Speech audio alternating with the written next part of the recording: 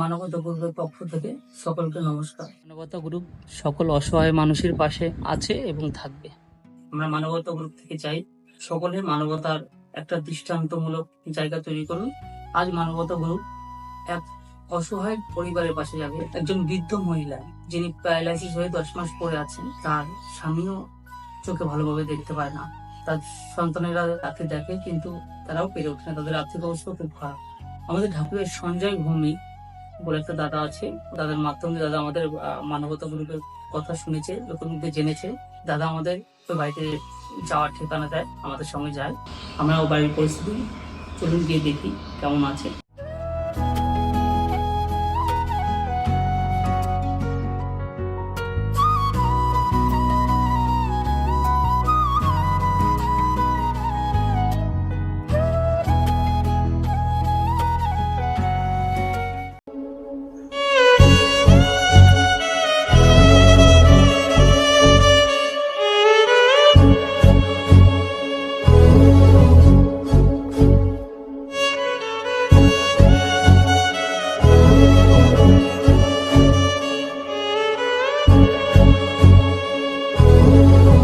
আপনি ভালো আছেন? হ্যাঁ, ভালো আছি। সকালে খাওয়া দাওয়া করেছেন?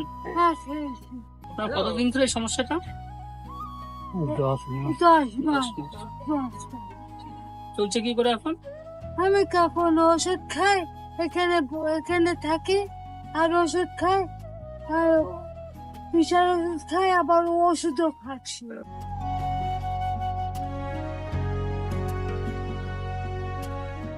মোটামুটি এখন চলছে কি করে সংসার?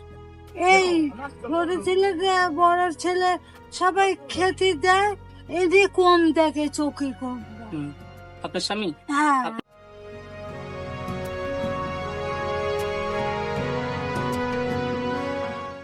আপনি ডাক্তার দেখাচ্ছেন? বাবা একটু ব্যথা কি? আজকে আমাদের গ্রুপের অন্যতম মেম্বার দাদা আছে। হ্যাঁ, দাদা তো সব জায়গায় নিয়ে যায় না, আমার সঙ্গে আজকে এসছে, আপনাকে দেখতে এসছে।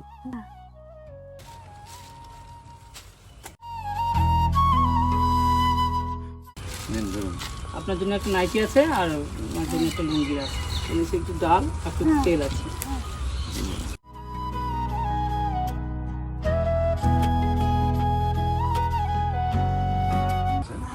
বাবা ভালো আছে বাবা। আমাদের মানবতা গ্রুপ থেকে যতটুকু সামর্থ্য আমরা করেছি। আর এখানে আসার জন্য তো আমাদের সঞ্জয় দা আপনাদের গ্রামেরই, আমাদের শ্রদ্ধেয় দাদা, দাদার কথাতেই আপনাদের এখানে আসে। ঠিক আছে, ভালো থাকবেন। ভালো থাকেন। সুবিধা অসুবিধা হলে দাদাকে বলবেন, ঠিক আছে? আমরা হ্যাঁ, ভালো থাকবেন, হ্যাঁ, সুস্থ থাকবেন। বাবা ভালো আছে। ঠিক আছে, ঠিক আছে। আপনি সুস্থ হয়ে উঠুন, তারপর একদিনকে বলবেন। তাহলে দেখলেন মানবতা গ্রুপ আজ যে অসহায় পরিবারটির পাশে গেছিল, মেনকা সরকার, স্বামী বিশ্বনাথ সরকার, খুবই অসহায় পরিবার।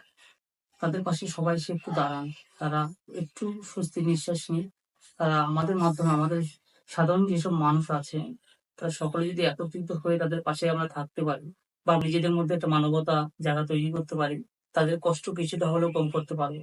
সকলে এগিয়ে আসুন, তাদের পাশে একটু থাকার চেষ্টা করুন।